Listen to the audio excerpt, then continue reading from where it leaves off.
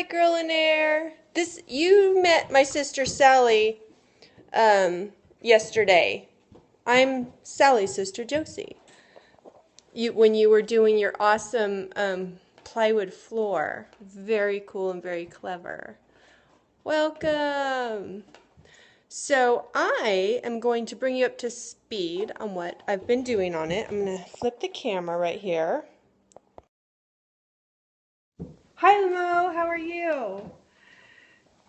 So this is what I've done is I've dried them, I've glued them. Well, let me back up. This is the plywood. I did a base coat. There's this terrible shadows happening on here, and the light is really golden in this. So I base coated it. I'm not going to tell you what kind of chalk paint I used because, long story short, I ran out of my Annie Sloan. Husband agreed to do Costco with me, and I had all these girl errands, like picking up my fabric from Joann's, and I was like, I didn't think he would handle me stopping at Old Town Folsom to get it, so I agreed to get something cheap at Michael's and make it work for this, so that's what we did. So I did first coat of a white color, let it dry, then I paraffined just with a household paraffin. I went on heavy, did another coat with a darker color of gray. I'll get in here so you can see. Scraped it, let it dry, then I scraped it, and I'm rushing everything. Like these, I have one unpainted, so I could just show you me painting that. And then I adhered these with wood glue, and I want to tell you, I did it out of order in order for it to be done in time, because like I should have, what I recommend is gluing these directly to the plywood before you paint any of it. Oh, sweet, welcome. Welcome, Frenchy McFrench. So what am I trying to say? Oh, but I knew that if I waited to paint it until these were dry and glued on, I wouldn't be able to do it quickly enough for the periscope, and I just wanted to get it done. So I glued it to the painted and distressed background. Now I'm going to take some of my paint and, yeah, sure, you can paint it right here. And basically I just really kind of got in there and gobbed it in. You see the glisten of the wet glue? Yeah, that's how I'm rushing. I'm just going to say it's kind of like I run with scissors, but I run with paint. I'm not recommending that you do it that way, but that's what I did for the periscope, and maybe I've done it that way before. I'm not going to say. I can neither confirm nor deny, because you should do it in the appropriate order in the appropriate time, right? Okay, so then I let that dry. I let it dry, and then I just took my sandpaper. If you wanted to take off more, you could. I just took my sandpaper and did that. So what I want to do next, though, is I'm going to do the color wash. And I'm going to color wash it to add another level of color and distress. And I'm going to, something that I enjoy doing, a little technique that I like to share is I like to leave a couple of drips on it. And I use a Hakey brush to do that. After all that, later on the last scope, I'm going to apply the transfer onto it and sand it down a little. Okay? Thank you. Okay, so I've created a color wash here, and I just use some dark gray acrylic paint, and I added a drop of green and a drop of blue to give it some more interest in when it's against the other grays, so it wouldn't be the same exact hue, and that's going to give us some depth. So here I go. You want to hold this, baby, and hold it on the work? I have just a damp cloth here, and it's different every time, but I got to tell you, I really rely on color washes a lot. In fact, well, I won't show you that, but well, if you haven't seen it, let me show you my doors back here, my pantry doors. Oh, there's this weird yellow light happening on it, so it's not reflecting the color properly. But I use color washes to get depth in there, and I prefer it honestly to using the colored wax or the antique or the pigment in the wax. I just feel like I have more control and I can build it better. Oh, actually, that does look better with the light off. Thank you, Fina. So I use color washes a lot, and there's techniques and effects I can get with color washes that I can't with the antiquing wax. Now I preserve it with the wax. Thank you. I preserve it with the wax, but I get my color effects with the glaze. So I'm going to tip this up a little bit, set that there, and I'm kind of going to go in free and easy with this, and then I'm going to go in and I'm going to daub it off, take it off.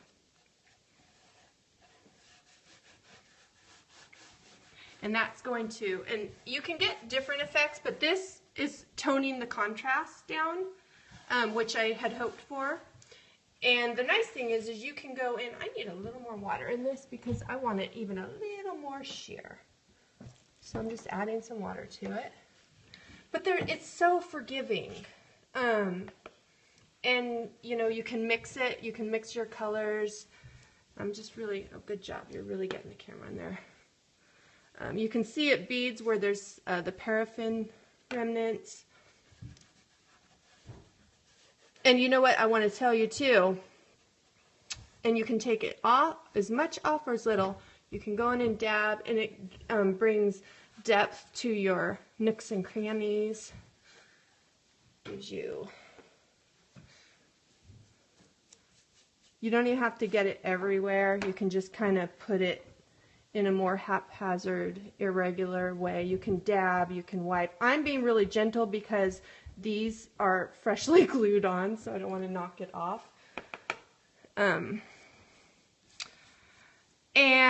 what was I say? Oh, yes. So I realized partway into this project that the paraffin, there's a paraffin residue left on when you do the paraffin method, right? And that's not necessarily a bad thing. However, I'm going to just be totally frank with you. I'm not certain about if that's going to affect, I don't think it will, but I'm not certain if that's going to affect the adhesion of my transfer. I typically use the preserving wax over the transfer, which works wonderfully, but I didn't think of that till partway using this technique. So you're going to kind of learn it with me and figure that with me. I want to go, you know what I want to do? I'm going to use some of this wash just on the outside to get kind of a framing, vignetting effect. You guys tell me what you think about that idea, because I think it might kind of give it some drama and interest a little bit. Do you guys like that? Welcome! And then I'm going to just soften it with my rag. Josie, can you pan out more? Yes, can you hold it like that, baby? Josie is nice. right there. Fina is right there. Okay, so I see how I just kind of darkened it on the edges like that. But now I want to get a little bit of drippage, and this color's a wee bit on the dark side to do that, but we'll see how it works. Shake, do you think you can hold that, or is it? I need something to lean. I need an easel or something, don't I? Can you hold it just like that? You got the camera on it? Well, probably. Can we put it back because I'm going to be on the table? It's all right if you're on the table for right now. Let me just move my coffee out of your way. Okay, so let's see. Okay, here we're getting some drip action. Here, you see. And what I'd like to do is, okay, I'll go in and I'm going to, there we go. You don't need a lot of it. It's kind of a dramatic effect. Okay, very nice. But what I also do, it kind of adds a little bit of an edge to it, and it's kind of a little bit different. So I'm going to let that drip down like that, and you've got it set upright. I'm going to soften this upper edge. Nice. This is going to be kind of an intense, or not intense, but like a kind of an edgy effect. And then I have my Hakey brush. After that sets up a little bit, I can soften it with my rag. Let's see if it's set where you're just softening it up like that. And you can also use this Hakey brush. It's like a really soften in my opinion. Of course my sister says soften. Okay, and you can it's like a feather light, and you just, like that. I know, Sally. Well, and you could also use a lighter color. So if you don't, I know, I tend towards the harsher, not harsher, but Sally, what would you say? I know, and you know, on camera it looks harsher than it does in real life. But okay, we'll soften it even a little more. Okay. And you still have that soft drip, the drippage happening. And this Hakey brush is awesome. What's she saying? Which works in your interior.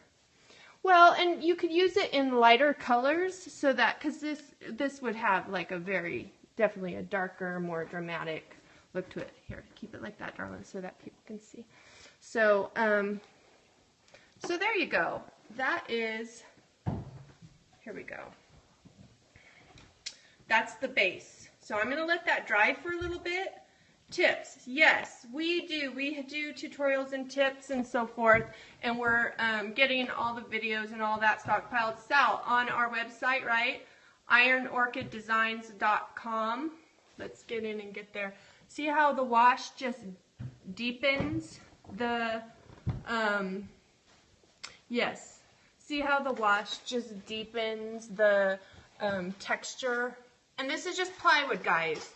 I specifically chose plywood because, and I have a ton of old wood on my property, but I wanted it to be something that anybody could go to Home Depot, and you don't even have to cut it. You can have them cut it for you, whatever size you want, and turn it into this. I didn't want it to be difficult for you to find. So this is just plywood and the chalk paints and so forth. So I'm going to let this dry in probably about 20 minutes. I'll be back on to apply this bad boy. In fact, let me hold it up. And I will probably even and this, do this without touching it to it. That's going to go on there. So, and then I'm going to sand it out. Okay. Oh, I'm sorry. Well, it's hard. I was holding the thing. So I'm going to apply the pan out there. I'm going to then apply the transfer after this dries for a little bit. Okay, guys. Thank you. All right, sweeties, I'll see you in a little while so I can do the final. Is the French girl still in here? What would you say, the piece de triomphe? The final, the best part, the most fun part, applying this transfer. So I'll see you in a little while. Mwah. Have a great evening.